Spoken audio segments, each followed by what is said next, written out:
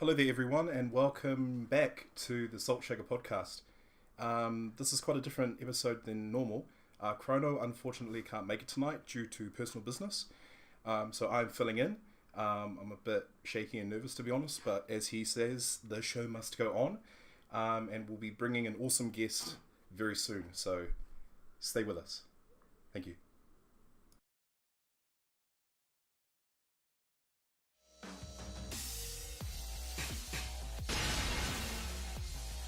Welcome to the Super Salt Shaker podcast. Chrono. Get ready for the next podcast.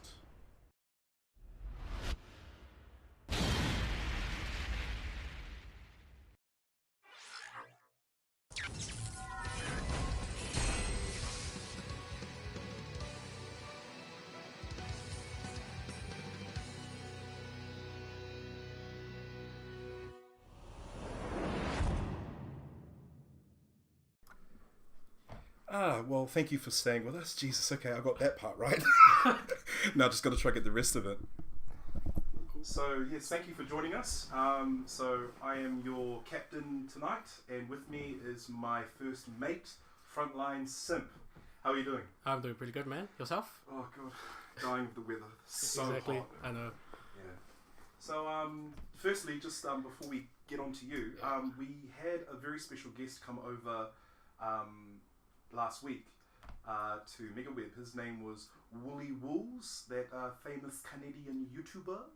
Unfortunately, not many people got to see him, but some of us managed to catch him in Auckland. I think it was the 3rd or 4th of January. Yeah. Last week. Yeah. So unfortunately, we couldn't grab him for an episode. We would have liked to, but we've just got a little clip of his experience in New Zealand. It's been super dope being here. I mean, I've definitely always heard about the different FGCs from around the world, and it was a really cool time coming out. In particular, meeting some of the different communities, and I think that like I had a really good time. I had a night in Wellington playing some of those guys. Seeing what it's like there's definitely a heavy focus on Tekken here. I feel like that's really cool because I've been starting to get more and more into that, and getting beasted on tonight by like those King players is a really, really awesome experience. We also got some anime in, so like it's nice to see that like, yeah, anywhere around the world, like there's a community of people playing these games and whatnot. And like even besides like all the mainstream games, there was a setup with Sailor Moon S stars that this NES game was going, and like I see some guys playing ST back there. So it's like, I feel that like you guys are definitely doing something awesome with like a small community that's passionate, and that's really sick because it reminds me of back home in Montreal where we don't have the numbers that you see at like a West Coast Warzone or something like that, or an ECT, but like the people that come out are passionate and play a lot of different games and are able to like represent different scenes, and I think that's really important is like when you don't have the numbers, you got to make up for it with the passion, so like, yeah, this community is super tight and dope, and I really like what I see here because it reminds me of the scene I have back home. Do you have anything in particular to say to the people that didn't get a chance to meet you while you were here? New Zealand is a place that I've always wanted to visit. It's number one on my list, and I'm glad I finally got to be here. I hope sometime maybe in the future I can come back. It's such a far journey, and it's so long, but it's such a beautiful place. And I mean, I made the most important decision of my life here, and I did it because I love this place. It's super cool, and I hope in the near future or far future at some point I can meet you guys again. Yep, so that was the man himself, Woolly Wools. So sorry to put that in with your debut, Simp. Just had to fit that in somewhere, but that was then and this is now. So actually, first off I should mention, I think you're the first guest that's actually, I wouldn't say young, but you're not. Everyone we've had has been they've been seasoned, Yeah.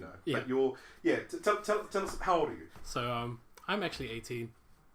Believe it or not, that's pretty young. Yeah, you look a bit older than that. Yeah, I know. Like a few people have said that as well. Tell us about your origins, like how you got into fighting games. So I pretty much played fighting games since I was young.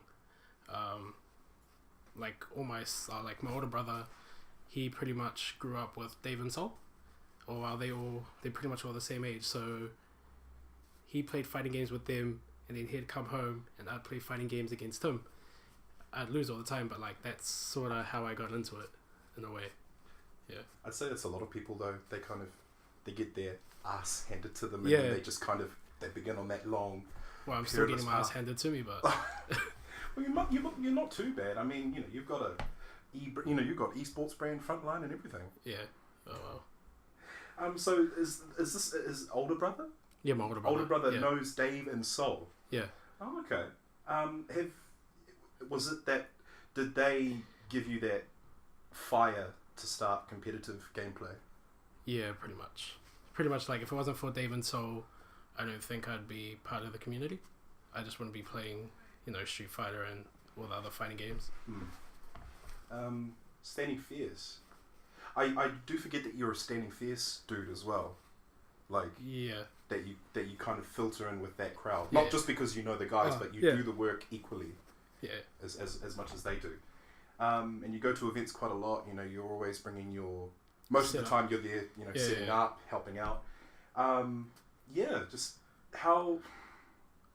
I guess have you've developed kind of a family base like of your friends through Standing Fierce and through the events as well, eh? Yeah, pretty much. Have you played much overseas? So I haven't been overseas to play yet, but I'm looking at going over to BAM this year. BAM. Yeah, I want to like make at least one overseas event this year, and because I can't make Evo Japan, I think BAM might be the next one. I've talked to so many players. Everyone has said that they want to make at least one international event. I think BAM as well for me is the one. I couldn't go to Evo Japan, but definitely BAM if I could make it happen. Yeah, man. So you're now with Street Fighter, because I've done a bit of had to look into you a little bit. You have a main character in Street Fighter? Someone told me you have a character crisis. You're always tossing up between. I'll let you go through that. So at the start of season 1 of Street Fighter 5, I didn't really own the game. Yeah. So I picked Nash because he was the easiest character to play, and didn't require any skill, was real cheap, and I'm known to be a real cheap guy and pick all the top tier characters. I did the Marvel, did it in Street Fighter 4, did it in Tekken, so I just went with Nash. But then when they sort of like killed him in season 2, I was going through like a massive character crisis. I was like picking everybody, trying to find someone, and then I think it was during Evo last year I saw Filipino champ play Dhalsim, and I was like, oh, Dhalsim looks real cool. So then I put Dhalsim into the lab, like learned him real quick, and then I think towards the end I went from silver to platinum in about a week and a half, and then that's when I was like, oh yeah, Dhalsim's the character for me. Because I'm more of a Tekken guy, and there is certain popularity with characters. Yeah. Where does Dhalsim rank in terms of people's views of him? Is he quite a common character, or is he one that not many people touch? I'd say he's probably one of the least common characters. Everybody just goes for, high damage, easy execution, whereas Dhalsim, you sort of have to like think about what you're doing at times and sort of like work out what you want to do. Are there any other Dhalsim players in the NZFGC? Because I can't really think of many. So there used to be one up in Auckland, Nick G, and he's a real good Dhalsim, and he's probably one of our OG Dhalsims of Street Fighter 5.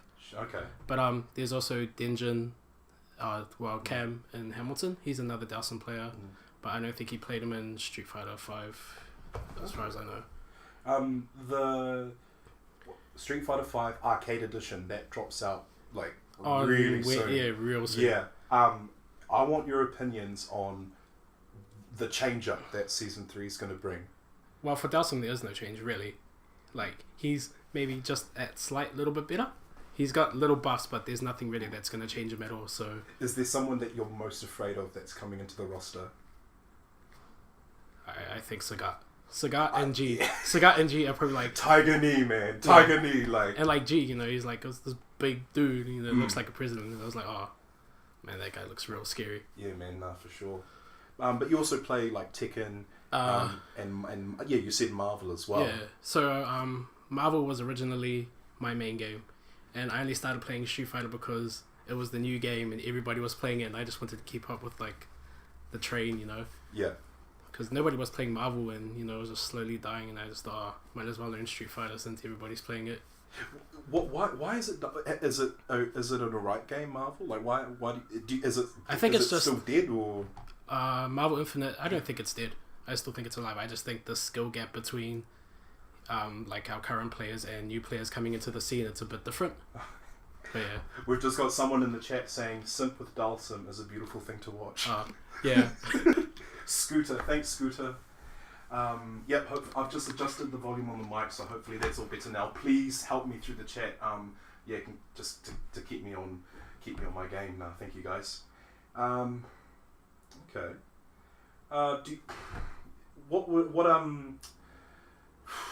So I mean, with season 3, like, who are the characters? You've got Cody. You mentioned Sagat. There's G. Do you say her name Folk? Folk? I think it's Folk. Yeah, Folk, Sakura, and Blanca. Yeah. I think everyone. I don't know why, but I've seen people on YouTube react to Blanca because they're just like, Blanca, like, screw that guy. Yeah. Just like no one wants to deal with him. You've got Laura, like, she can have that electricity thing. But then now you got Blanca, and yeah, it's like, oh my god, now I got to deal with this. And it's like, oh, Well, are there any Blanca mains over here that you know of? There's Choco Bunny, Oh, Choc. Oh. but I don't know about anybody else that's actually playing him.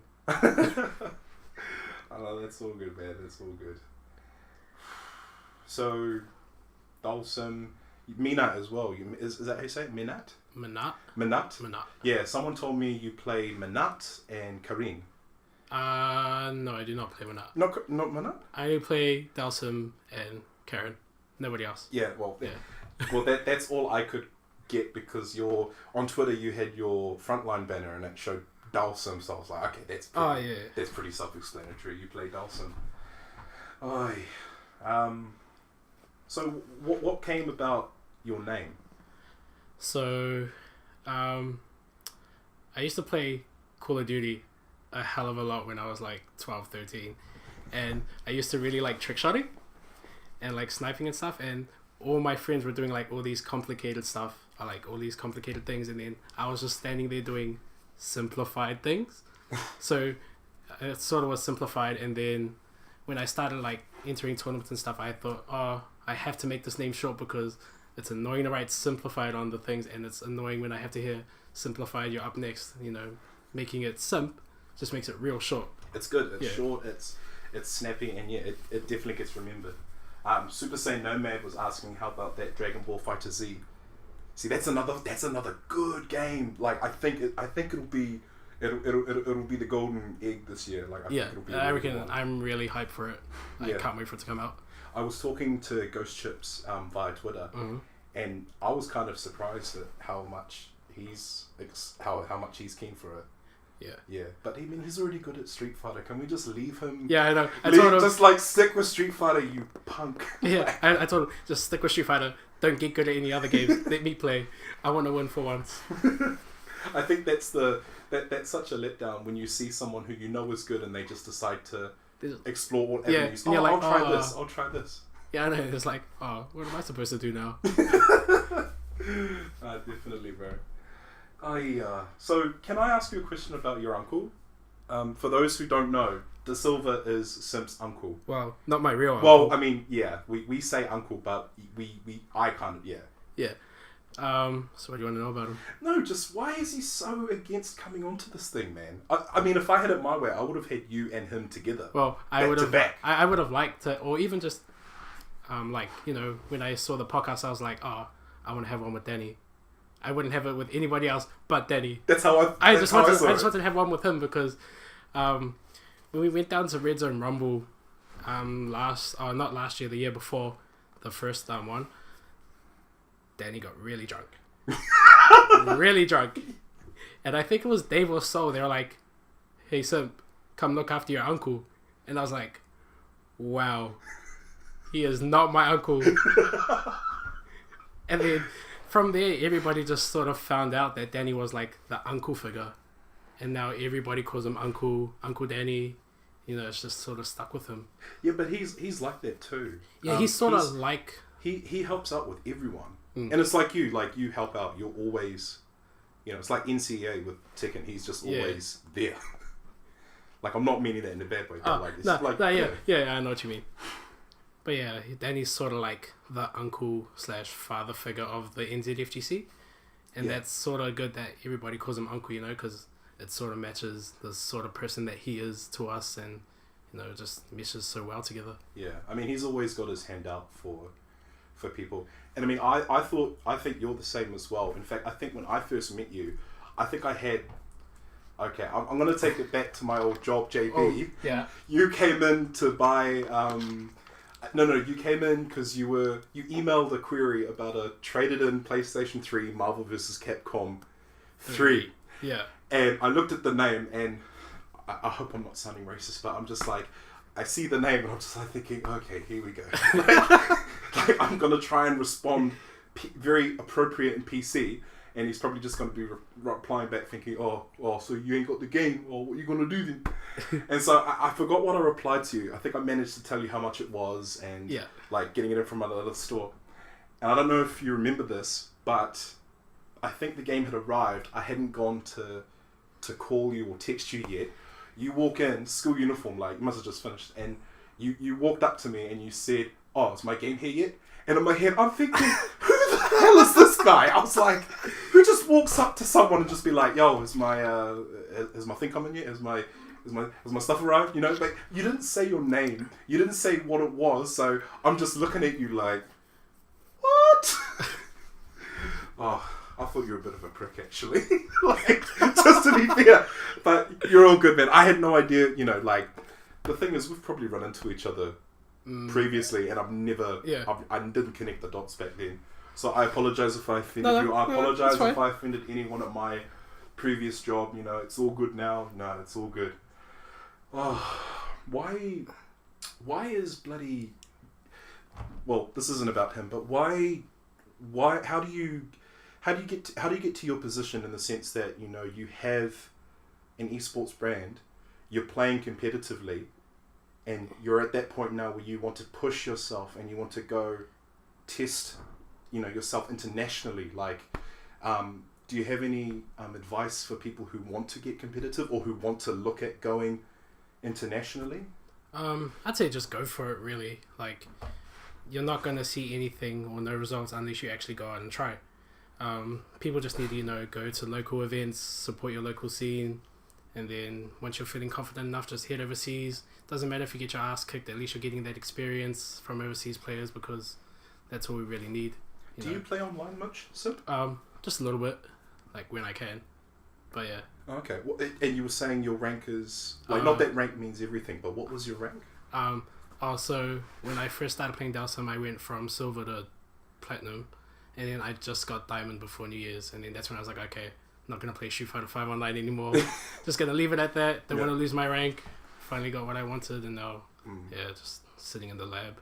Not only not losing your rank, but just to not pick up, like, you pick up stuff in online matches that you just don't throw out there when it's, like, when it's a legit match, like in a tournament and stuff. I mean, I love online play, but I just develop really bad habits. Like, I'm waiting for the opponent to throw out a big move with, and then I'll punish. But in a real match, you know, they're not going to be that passive. You know, they might be coming to you instead. Yeah, I sort of like learned to play two different play styles, offline and online. Yeah. Because with online, you know, there's lag, and you got to take that into account. So I'm just like, okay, I won't do any dumb moves online, but offline, I know I'll get away with it. So I'll just do a dumb move and be like, oh yeah, okay. Oh, that's cool, man. Well, it might be a bit too early, but we're gonna go on our first break now. So just chill out for a bit, grab some Coke or coffee, whatever it is you fancy, and we'll be right back. Thanks, guys.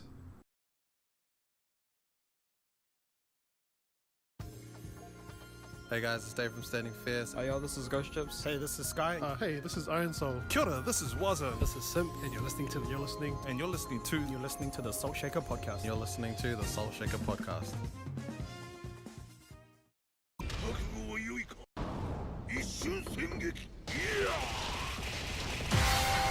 Introducing the Salt Shaker Tale. Prologue, A Dark Trail.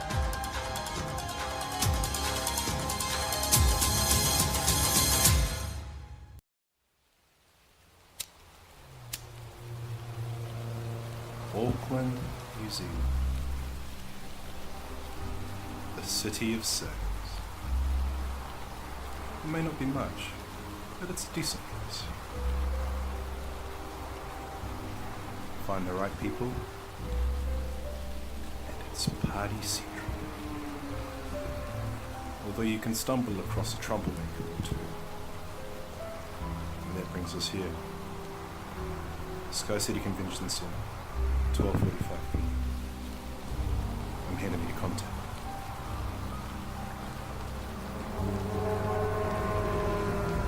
Families, exchange students, tourists, the rich and elderly, those who can enjoy life's comforts.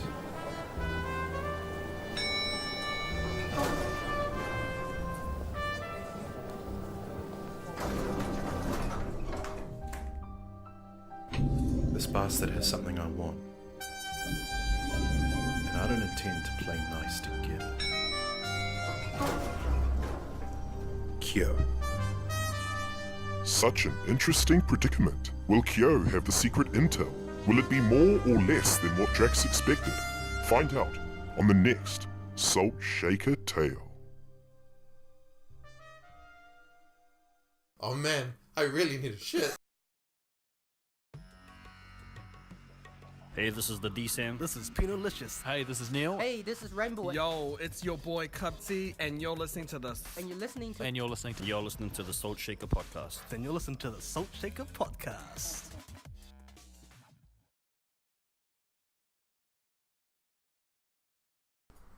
Hi guys, so we're back with Simp.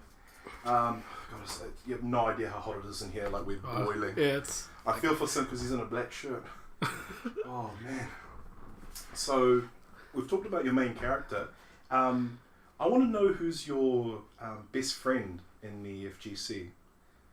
Best friend? Yeah, like the person that you would just, give the shirt off your back to. Probably be Tech, because that's my cousin. Oh, it's Tech your cousin? No way. Yeah. Oh wow. And like Dave and Salt are pretty much. Oh yeah, like well those cousins, yeah. I was just hoping for someone like you'd say someone like I wouldn't expect. Oh no, yeah, Tech, because it's my cousin. Yeah. Okay. And is there someone that you just kind of see and you're like, oh, hey Dick, like Wiz. Don't tell me he's another cousin as well. No. Wiz and Steven. It's Steven. Yeah. Oh, you mean Chrono. Oh. Chrono Steven, yeah. Oh. Wiz and Steven. I would say sup Dick. I think a lot of people have him as that friend, Steven, like the hey Dick. Yeah. You're just happy because you're just like, oh, my day's ruined. It's all good. Speaking of Chrono, he really wanted me to ask you about a Christchurch story, and it has something about you getting really pissed. Now, I don't know why, but he was messaging me like crazy to mention it. So could you, just to save me, can you talk about what he wants you to talk about? Okay, so last year we all went down to Red Zone Rumble. So I missed my first flight, and then I saw Steven, we and him were on the same flight, and I was like, oh, not this dickhead on my flight. So I was like, oh, sup, you must be on the same flight as me. Oh, okay. So then we went to, we flew down. Steven came over for drinks at our house, and Danny was there. Yeah. And, Danny was drunk. And Danny started going up to everybody and he was like, shave me. Like, not save me, shave me. So, but he was walking around with a razor, and there was a razor in the bathroom that was used. And then Cronin just started saying, Simp, go shave your uncle. And I was like, fuck off, Steven. Firstly, De Silva, no offense to him, looks like he'd be a really hairy man. Like, he would need all night to be shaved. Like, oh god, the horror. But yeah, and then ever since then, Steven, every time he sees me, he's like, can you shave me? Can you shave me? And then when I got my Panthera, he was like, go take this to Danny and go shave him. And I was like, just fuck off, Steven. Just go away. Actually, that's another thing that he wants to mention. Steven wants you to talk about the Panthera. Yeah, I just talked about just because it's a razor stick. Yeah. And you need a razor to shave course. people. It's like, you're not going to use that razor Panthera to play games. You're going to use it to shave you and Danny. I was like, oh mate. Well, this is the perfect platform to correct some stuff. So firstly, De Silva's not your uncle, and second, he don't need no shaving. Yeah. No, hell no. No, definitely not. Oi. Let's talk about you just more Simp the person. Yeah. I knew you by a different name, or perhaps I was wrong. Was your name Tavita? No. No? Okay, sorry. But you're Vala. Yeah. Vala Riggs Smith. Which is really nice because I thought, your last name isn't like a 5-syllable vowel thing. Yeah. Like, Yeah. Mala Upo'ulu or something. Yeah. Not trying to sound cool or anything, but I was like, man, this guy's got class. Oh god. What is it like to? Actually, this is.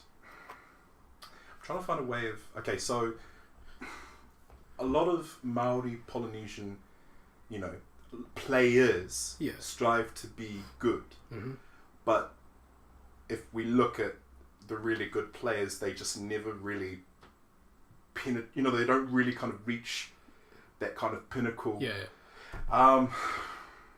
I'd hate to say it, but I mean, we all know that Koreans are like Koreans and Japanese, and they're all really good. The Asians, but obviously I say we, but I'm just trying to sound accommodating. But like it's always interesting seeing a lot of people trying to get into the scene, like urban blood, but obviously they find it difficult when they're playing against that overseas potential.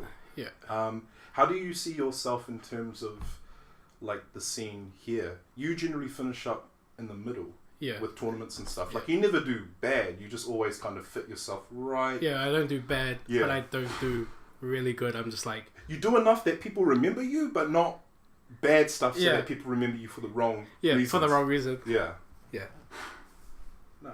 Well, I mean, you're definitely doing good. Perhaps maybe you can tell us more about can I ask you about esports and your thoughts on sponsorship? So I don't really like the word esports. It just sounds weird. But we can talk about it. No. Sounds weird. How so? I don't know. I just don't think that it should be classed as a sport, really. Like that's just how I feel about it. But like I can see like just video games at a very competitive level taking off and reaching that same status as sports, but I don't like it being called esports because it just sounds stupid and dumb. Is it because it doesn't sound? Because when you think of a sport, you think of that physical, that sense of physicalness to contribute, like to your performance. Whereas like a video game is pretty much just you just sit there and you practice day in day out. I mean, you could debate because like you play a video game, you're an esports, player. You're using your fingers. Like it may not be a vigorous workout. Still, like it's still physical movement. I mean, it would be the same if you went to the gym and you were doing wrist workouts. Like you're not bench pressing, but I mean you're still doing a workout. I mean that's the way I see it though. Like I do find it at times hard to call it esports when all it is you're literally sitting down, like for most of your game time. I mean, I really hope that it takes off in New Zealand. It seems like they really want to push it in New Zealand, like in the last year or two, really hard. It's been like a massive there's been a massive surge. Everybody's like jumping on board, trying to help grow the scenes and stuff, and that's sort of what I want to see. I want to see New Zealand get up there with like America or even Australia. Like Australia's scene is real good. Australia has so many esports companies. It's, forgive me for saying it, but it's really BS. It just surprises me that we only have like a few handful in New Zealand, and half of them people don't even know. No, and because you're with Frontline, but they're Australia as well as New Zealand.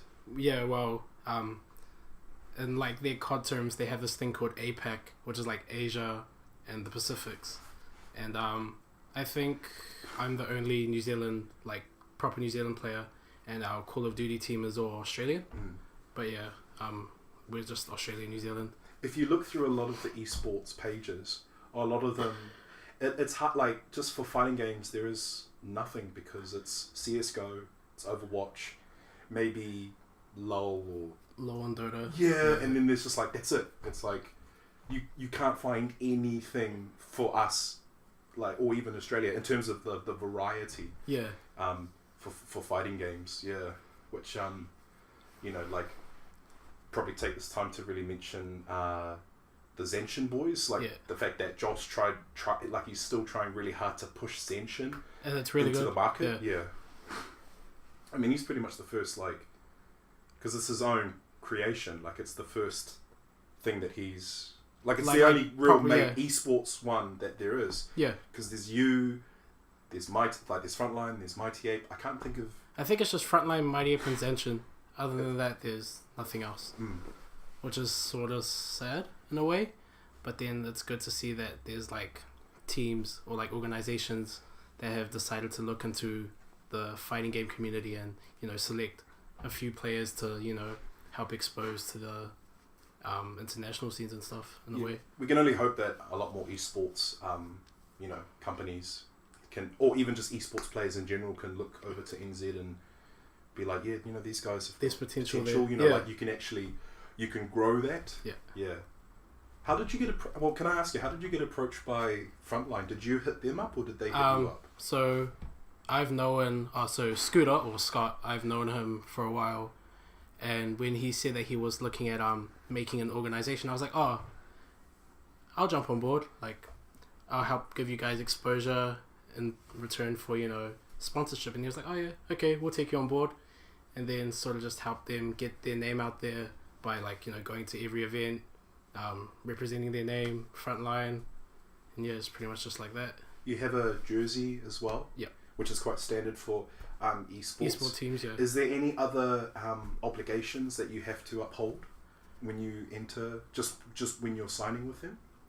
No, not really at the moment, just because it's just myself. But I think once we start picking up a few more players, which we're looking at doing this year, then we'll start bringing in obligations for what we expect as an organization for the players. Then if you don't meet your obligations, then why are you with us? That's true. Yeah.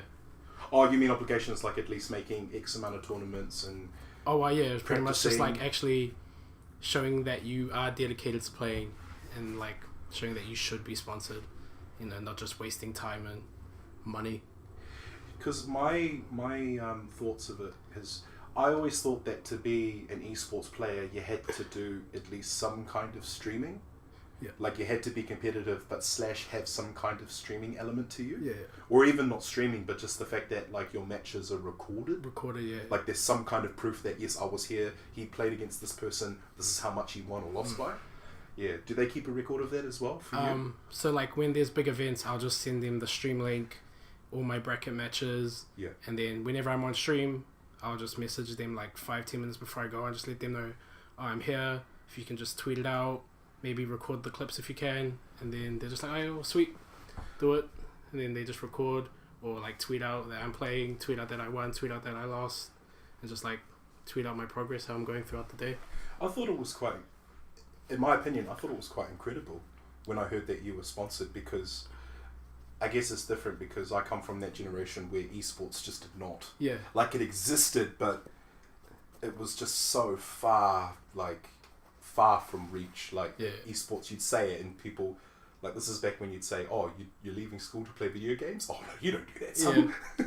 But now it's like you've got, like young kids like you, 19-year-old, like you're being sponsored and you're able to play professionally in terms of within your own domain and compete in tournaments. I think it's such a great idea. I just don't understand why New Zealand just can't have that chance to take off, because I know a lot of people, if it was there, they would practice for it. They would train for it,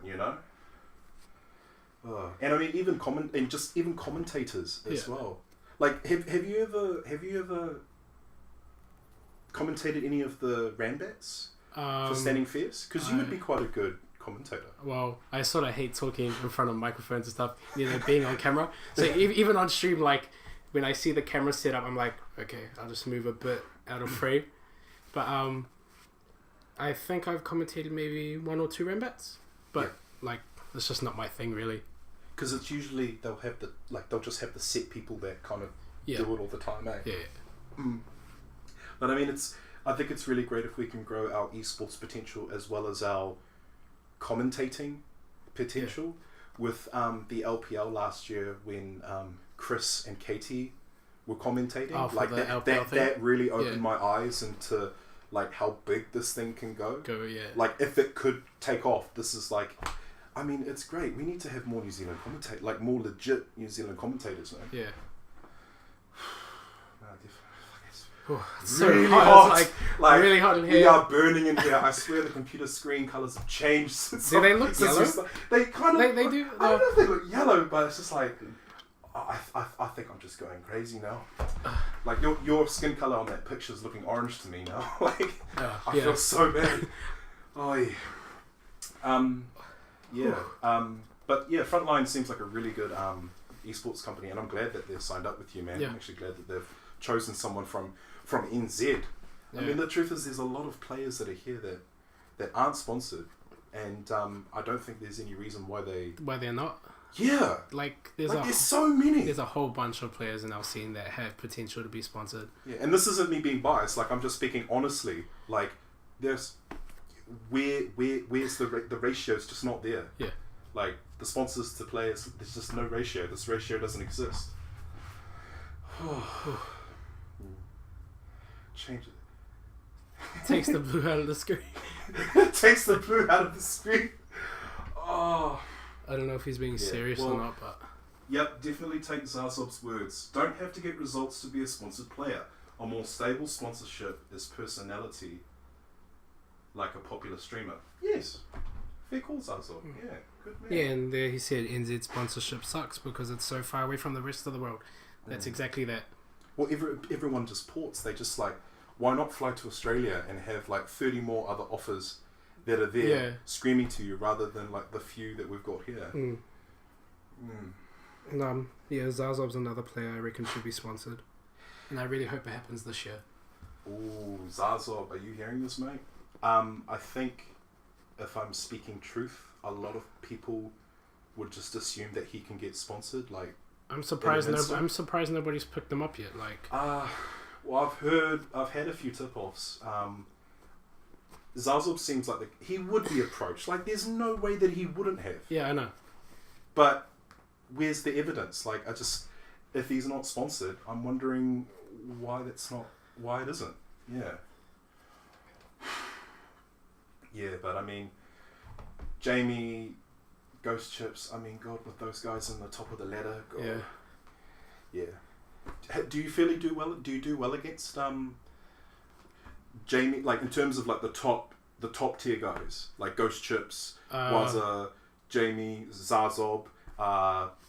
Would you say Rena? Well, just how do you feel you do against like those three at least? Like Zazob, Ghost Chips, and Wazza. Yeah, I'll just say Wazza. I'd say like usually, I'd at least take a game, but I wouldn't really take the set, just because they're really, really, really good. Really good players, and but I reckon if I put more time in and I actually like stop doing dumb stuff, maybe I just have that slight little chance I could beat them. But they're just like off the scale. Their skill level's just so good. It's just it's a real testament when you're trying to learn and you come across someone that can just desecrate you. Yeah. And they're like 2 steps ahead of you. It's like, how do you get to that point, eh? But just because I've grown up losing a lot, I've sort of gotten used to just like, if I lose, no biggie, just learn from my mistakes and then nowhere to go but up. Yeah. I don't beat myself up about it unless I really know I should have won. That's when I get really mad and I'm like, why did I lose that? I never should have lost that. But that's on a rare occasion. So I'll just bring it back a bit because we're talking a bit about esports, which is fine. No, that's fine. No, but we need to talk about you, Simp, Vala, the man. Do you work? Do you study? While I study, I just got my level 5 diploma in digital design last year. Man. And I'm going back this year for my level 6. And I think that'll be it because... So this is your final year? Well, this will be my final year because it's putting me in debt. And like, I'm like... Yeah, I think that's a bit too much money. I think I'll just cut it here. But I think level 6 is like appropriate for But it's a small percentage of your pay. Like when you do get work, you don't want to go for another year. Or do you just not have it in you anymore? I think depending on how I feel this year, maybe I will go back for level 7. Yeah. But I think this year might be my final year. I would say go for it. You're at that age where you've got nothing tying you down. But in saying that, you have to do what you have to do. So, all the best with what you decide, man.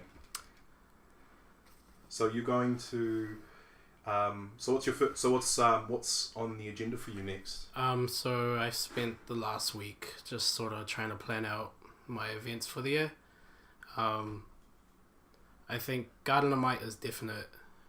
So every other event I'm pretty definite to going to. Only maybes at the moment are War and BAM. It sort of just comes up to assignments really, because last year I took off a lot of time just to travel, just to make events, and I was taking time off during tournaments, like during assignments. So I was like, I think this year I might actually have to work it out properly. Because there's only so much time you can take off, because you kind of know it's like I have to be at this class. It's like 80% to pass, and you have to be there for every single day for your assignments.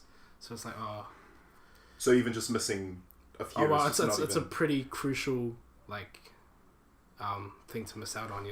If you miss out on a day during your assignment block, then you got a lot of work to catch up on because everybody's already 100 steps ahead of you. Yeah. Well, now the student life is okay. Yeah. Do you get that student allowance as well? Yeah. Oh, good man. Save that. Save that. God, don't spend it on too much alcohol. Save it at least. Oh, I pretty much just save it for tournaments, really. And then if we ever need anything, I'll just go out and grab it. Do you do anything outside of fighting games? You're doing digital design. Yeah. Which is great. Do you have any other hobbies outside of the fighting game scene? I used to play music. I used to play guitar a lot, but then I sort of drifted away from that. Just the passion wasn't there anymore? Yeah, it just wasn't there. It just didn't feel, it was the right thing for me.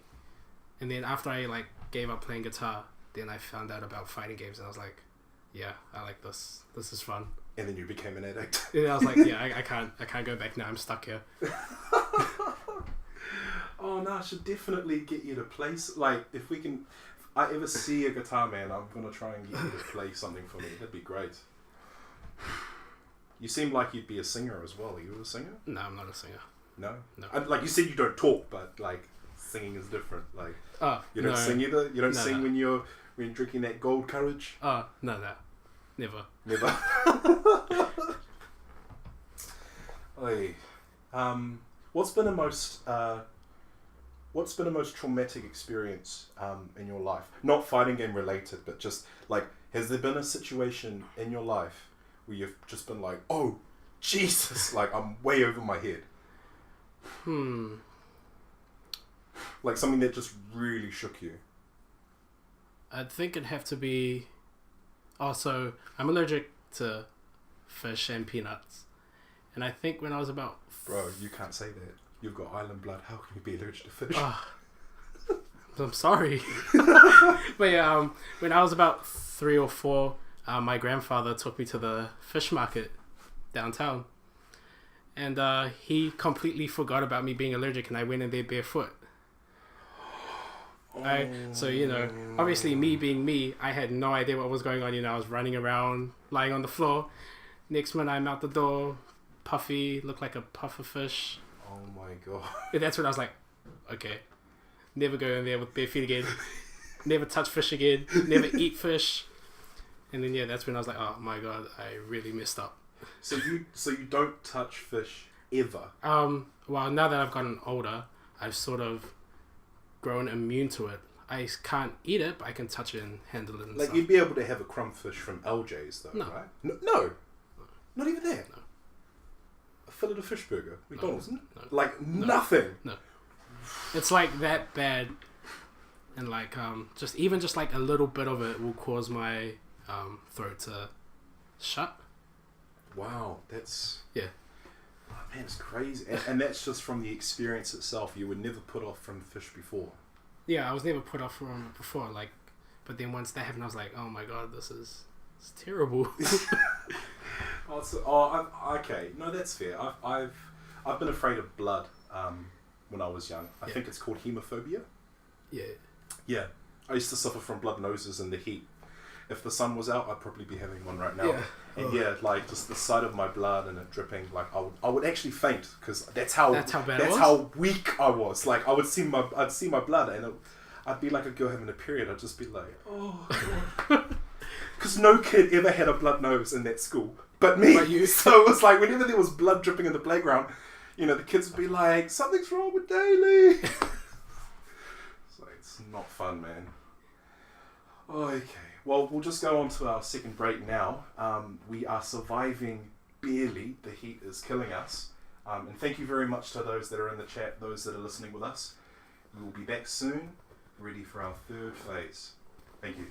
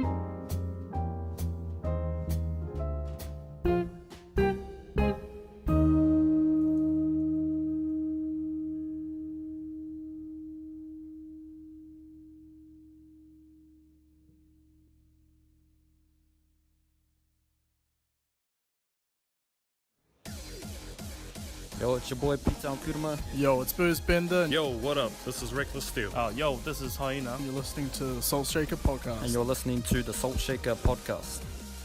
Yo, this is Parasite NZ. Hey, this is Penny Power. This is Royston, and you're listening to this. You're listening to the Salt Shaker Podcast. And you're listening to the Salt Shaker Podcast. Hey everyone, my name is Gabe, aka Jabu the Hut, and you're listening to Salt Shakers Podcast.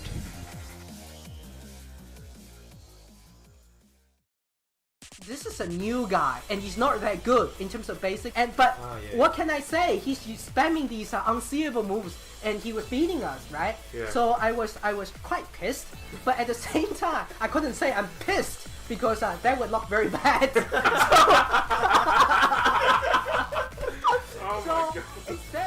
Can you tell me, in your honest opinion, in our community, who do you think are the heels? Or I should say, bad guys. We're gonna make some enemies with this No, one. you won't. No. It's all for fun. Okay, yeah. All for fun. I think maybe Sivio?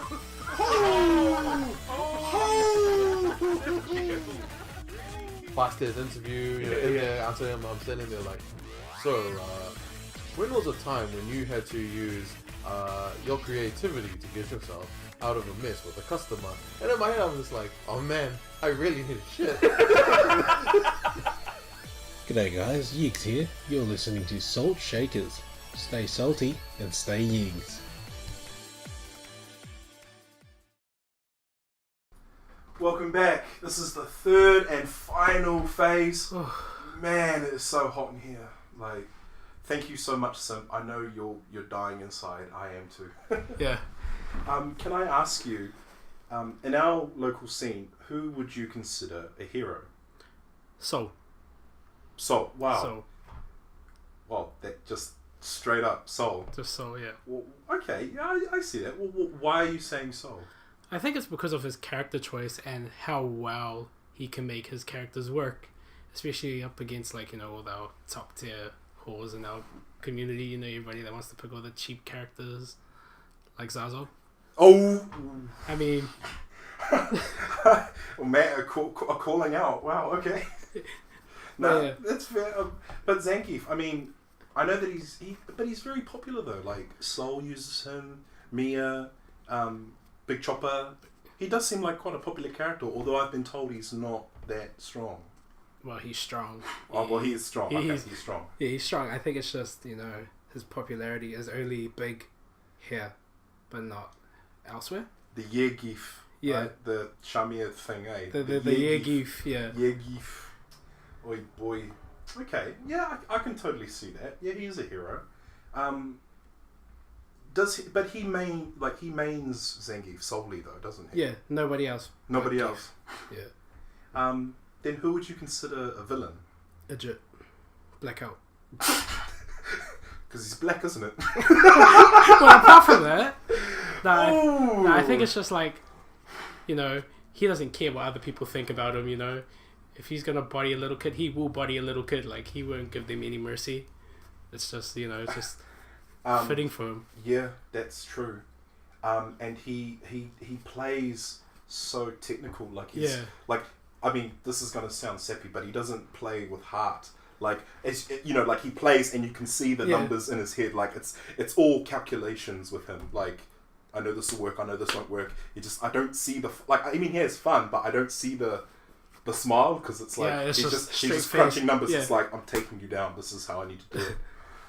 Oh god, no, but it is because he's black, eh?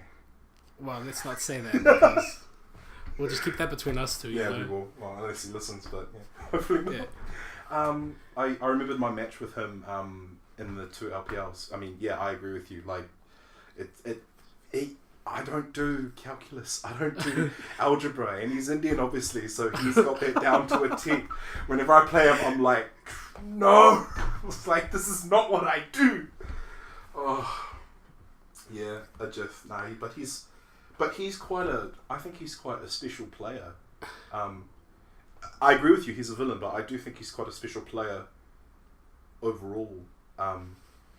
In the sense that, you know, like, he can just pick up a game, you know, invest the time, and then be really... But he can do that with every other game, and the fact that he's so consistent throughout the various games. It's so scary. Like if he actually goes more serious than that, I'm afraid of what he can do. Well, I'm gonna be scared once the Dragon Ball Fighters beta drops. Oh yeah, true. Speaking of which. Oh, sorry. Yeah. Since I haven't swapped it over, sorry guys. Yeah, Dragon Ball Fighter Z, the beta is releasing. Well, it's available tomorrow. So, yeah, start getting this. Is it tomorrow? Yeah, tomorrow from 9 p.m. You can preload it now if you want. You know, so it's all ready for come 9 p.m. tomorrow night. Jump on, get bodied, complain about the game because you're useless at it. Yeah, man, no, that's going to be a good one. I don't watch Dragon Ball Super, but I love the Dragon Ball Super characters. They look cool. Goku Black looks cool. What, the side? Yeah, it looks cool. Like, they look so awesome. I was thinking of learning a Dragon Ball Z character. Yeah. But now I want to go for You might as well just character. play all super characters. Yeah. Oh, definitely, man. Yeah. And yeah, I already mentioned Ghost Chips is very keen for Fighter Z as well. Fighter Z, yeah. Yeah, so stay away from Ghost Chips come beta release, guys. Yeah, once you see him in your lobby, just leave. don't bother. It's not worth it. Don't bother indeed, eh? Oh, well, here's a question for you. Has there been an experience in the FGC? Has there ever been a difficult time in the NZFGC? Like, have you had like beef with someone, or someone that you've had a grudge against? Yeah, definitely. Definitely. Yeah. Okay. Can I ask you to explain, or is that not wise? No, that's fine. Like this person knows. So I don't know if many of you guys know, but Yoma called me out. Yoma buddy, he's a Yoma.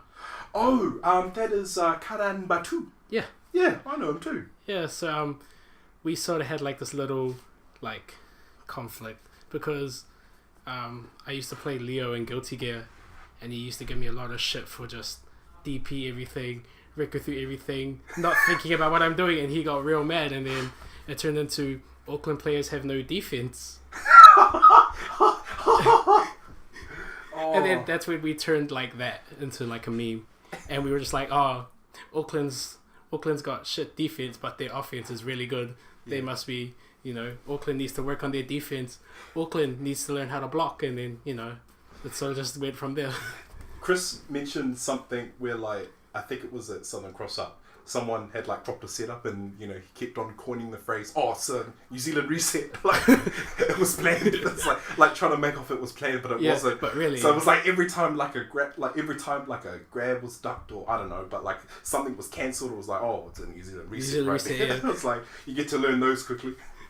Yoma, buddy, yeah, he I ran into him in Tag 2 when he was studying here, I think, in Auckland. I've had a different run-in with him, but it was more so. Yeah, but anyways, back to your story. So he called you out. Oh wow, I called him out because we also, I think it was First Blood. I got 5th, he got 7th, and then he started talking shit about saying that Auckland defense is bad, and then I was like, oh yeah, but you came 7th, so you must be real bad, and you lost to Auckland players, and then sort of just back and forth like Twitter words, but we never like ended up playing each other because it's a waste of my time. Do you feel that happens though when you haven't versed someone? Like it's more so. Like, there's this hidden hostility when you're facing someone for the first time in that kind of setting. Yeah, like, because it was the first time we played, all I was doing was just doing dumb stuff, and I was catching him all the time, and he was getting real mad, and I was like, oh well, I won, doesn't matter anymore. Because, yeah, I ran into him in Time Zone when they had Tag 2, and he was, apparently at the time, if I'm not mistaken, he was like one of the high admin people for Tekken Zaibotsu. This is back when the forum still had some life. Oh, yeah. And he was using Bake. His knowledge of Bake, well, on the forum was way beyond what his playstyle was. Like, he couldn't, like, I mucked around with Bake. I never mained him, and yet I could beat his Bake with my own.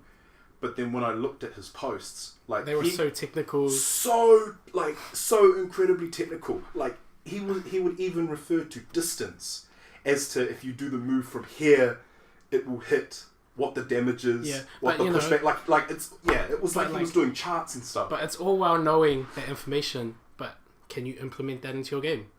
Yeah, that's it. Yeah. So I could go back and read all like the frame data, learn like like the perfect spacing for my moves, but am I going to be able to replicate that every single time I play? No. Yeah. But it's good stuff to know. Like this move's safe from this range, or it's minus this much here. Might have to be back a bit more. But like I'll take a move from Lee and just focus on that move for a couple of days and just ask questions about it and stuff. Yeah. Like I kind of break down my character in that sense, but he went well beyond what in terms of like, you're right though, the transition between the knowledge and then the playing, it wasn't there. Like he couldn't do the setups and everything. But I mean, I'm not discrediting him. I know he knows what to do, but it just like, it just wasn't there. I was like thinking, you're the same guy, right? you know this information. Can you show me how it works? Yeah, show me how it works. But yeah, he's quite a good guy. But he's a cool guy though. Like from every other time I talk to him. But yeah. I'm hoping that hopefully he'll be going to Garden of Might. Garden of Might, yeah. Or War. He went to Red Zone Rumble last year, so I think he will go back to Garden of Might this year. Can I just say that looked like the best event last year? Red Zone Rumble 2? Without a doubt. I'm so at that time I still wasn't really committed. Well, I only just got out of my shell like around August, September, so I missed it. But everyone keeps telling me like that was the weekend like to get. It was outside of the venue, and so back at the house and at the venue, it was probably the best weekend. But then Southern Cross Up 2017, that was probably my favorite major of the whole time I've been part of the community. Was it the location? I'd say it was just like how everything went, and all the hype moments from all the grand finals, just playing there, and just the atmosphere was just amazing. It was like my favorite event ever. Well, the Red Zone Rumble looked pretty incredible too. Yeah, it was incredible. Like I heard the finals of Tekken and Street Fighter, the crowd just went boom. Tongan won, cheers, all good, man. Yeah, because first Red Zone Rumble was amazing, and then the second Red Zone Rumble was like 100 times better than that one. It was just so amazing, like the way everything was run, the venue, the atmosphere, all the grand finals, like you said, they were just so hype. Yeah. Well, since Garden of Might, and I should mention this now, I should have mentioned it previously, but I'm still nervous even right to the end of this thing. Garden of Might is firstly I should say, Four Color Fight Club will be hosted by NZFGC's very own Bloody Samoan. He was the guy that we had on the podcast last time before the new year. So he's going to have a Tekken 7 tournament in his shop. He actually runs a comic book shop in Royal Oak. So that'll happen on the 20th of January. And the info's on the screen there. So $10 early bird, but $15 just to sign up on site. If you have any questions, feel free to hit Bloody Samoan up or hit us up, because we're going to help with the recording. We're saying recording, but it's more like we're recording it, but we need to sort out internet. So we could be streaming, we could not. We're just saying that we're recording right now. And then on to Garden of Might, the first big major this year, 17th to the 18th of March in Christchurch, and they will have, obviously, Dragon Ball FighterZ will be the headlining game, so it'll be interesting seeing what a lot of people can bring to the table. Do you have anyone at Garden of Might that you're eyeing up this year, player-wise, that you want to face? Everybody. No key person? No. Oh, fair enough. Well, because it's like the start of the year, and I sort of want to play everybody, and then go from there, really. Oh, I forgot. First Blood is that? So First Blood is being replaced this year with Garden of Might. Oh, okay. Because normally First Blood will take place during that time frame, but okay. Things have changed. Oh, it's pretty cool that the starting tournament is actually out of Auckland. So yeah, it's really good. Yeah, I think Chrono, I think me and a few other people, like there will be some Aucklanders going for Garden of Might. Some of us are just going to try Dragon Ball FighterZ, to be honest. Like, I'm actually quite keen to try that in a tournament. So 17th, 18th of March, book your flights, book your hotels or, you know, call up your mates, see if you can stay with them. That's definitely not one you want to miss out on. Garden of Might. Oh. And speaking of flights, they're really cheap at the moment. $29. $29 at Jetstar. You heard it here. You probably have seen it somewhere first, but this is us telling you first. Hit up Jetstar. Yeah, $29, eh? That's really cheap. Really cheap, but I think one of the flights could be Thursday or even on the Saturday morning. Well, I was looking at the NZ Ticket Discord. There's one that leaves on the Friday night or Friday afternoon for $29. So if you want to go, I recommend you pick it up right now. Yeah, no, definitely go. If you're going with mates and stuff, probably best to go in a group, you know, share the costs.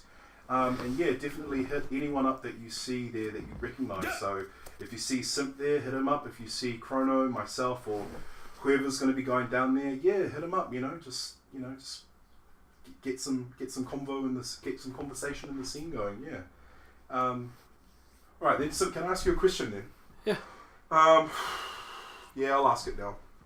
This is one that Chrono asks all the time, and I have to ask you this, and I think I know what your answer is. Who is your fighting game waifu? How many letters? Wait, so you think you know my answer, right? Yeah. How many letters in her name? I think 6. 6? Well, this one has 6. I don't know if you know it.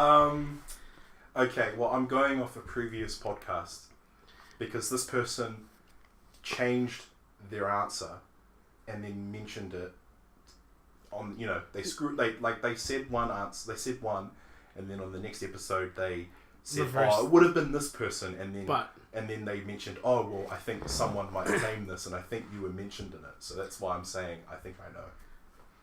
Okay, well, on the count of 3. Okay, on the count of 3 we'll say it, right? We'll say okay. 3, 2, 1. Chun-Li. What? Chun-Li? Yeah, that's my wallpaper. Oh, I haven't looked at your phone. Oh, well, yeah, it's Chun-Li. It's Chun-Li. Not Athena? No. I never played KOF. You never played KOF? Oh, I played KOF, but I never played Athena. Okay. Because I think Zhao Yu to Chrono was a companion. Yeah. Not a waifu. And then in the next episode he was talking about, actually, it's not Zhao Yu, it's Athena. And then he said something like, oh, I think some people might be offended. Like, I think Simp might be offended that I've taken Athena.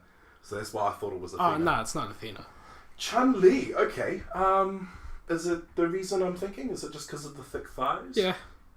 Yeah, pretty much. Pretty much. Got those horse, like, whoa, thickness. Horse? Well, horse no, thickness. just like the thick thighs, you know, just like her, I didn't realize that she's got quite wide legs. Yeah. But then she does like those she like, does machine gun kicks. Yeah, like, and so like, quick. you know, that's probably why they're so massive, just all those lightning kicks.